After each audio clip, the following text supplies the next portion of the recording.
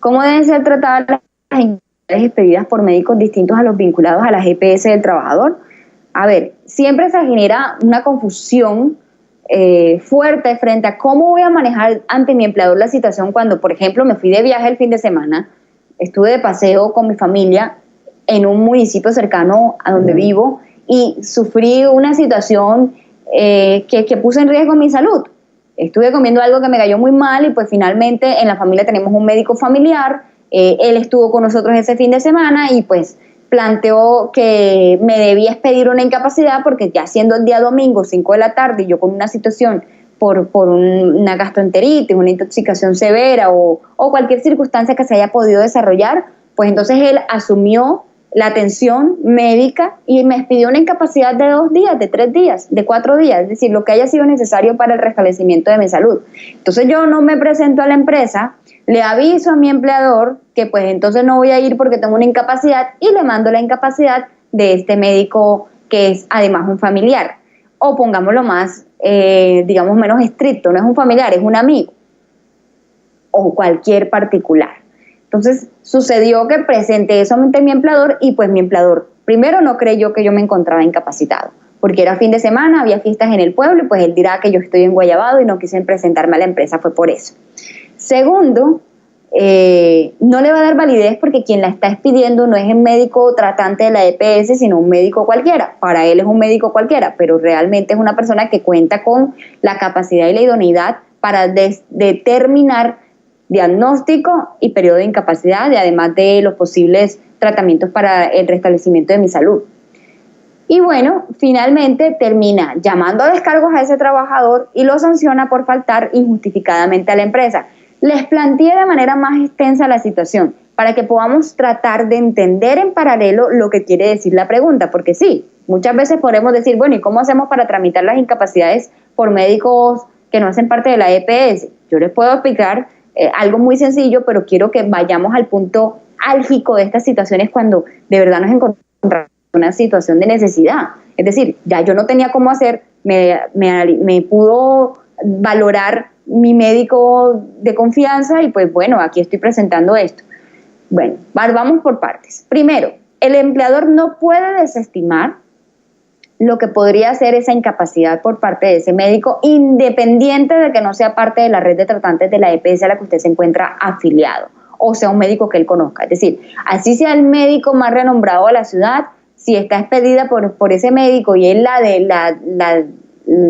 desestima, es decir, considera que no es real, no lo puede hacer. Él tiene, porque no tiene obviamente la idoneidad para determinar si eso es cierto o no, tiene que asumir esa incapacidad y pues obviamente concederle a usted ese permiso mientras se recupera. ¿Bien?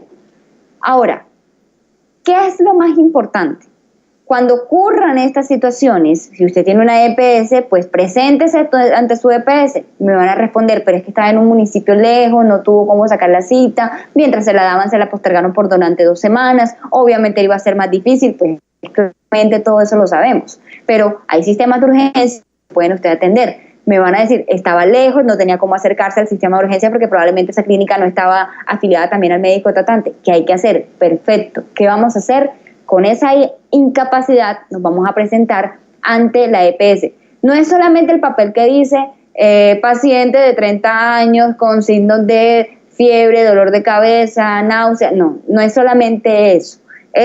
Y que diga además se remite incapacidad se expide incapacidad por 3 días. No solamente eso.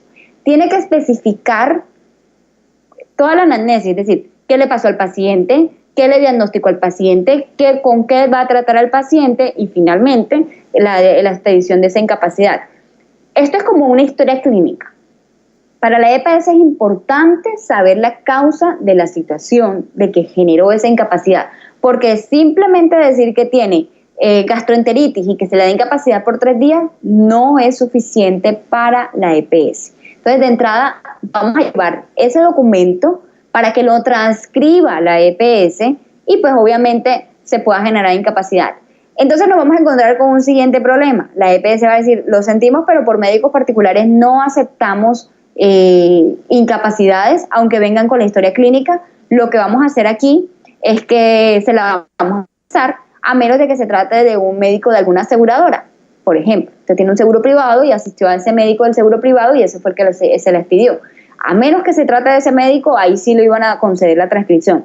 Pues entonces, para evitarse ese problema, cuando usted sepa que no es ni su médico tratante, ni hace parte de la red de médicos de la EPS, usted va a sacar cita por medicina general, presentará sus documentos ante ese médico tratante, es decir, yo el día domingo a las 5 de la tarde me encontraba con mi familia departiendo y comiendo este tipo de alimentos en el que aproximadamente en una hora presenté síntomas como por ejemplo dolor de cabeza, náuseas, vómito, es decir, cualquier circunstancia que se haya desarrollado la va a explicar igual a su médico, le va a presentar obviamente los documentos que le hizo su médico particular y él, a criterio de lo que haya analizado y examinado, pues va a transcribir esa incapacidad o va a expedir una incapacidad que quede obviamente constancia de que usted sí se encontraba en esa situación grave de salud. Puede ser del mismo término, puede ser un término inferior, puede incluso postergar, prorrogar en sí esa incapacidad, porque de pronto analizando y valorando su situación se da cuenta de que su recuperación no ha sido, digamos que la más rápida, ha sido lenta y pues por obvias razones necesita un tiempo mayor de descanso, así que todas esas cosas pueden pasar.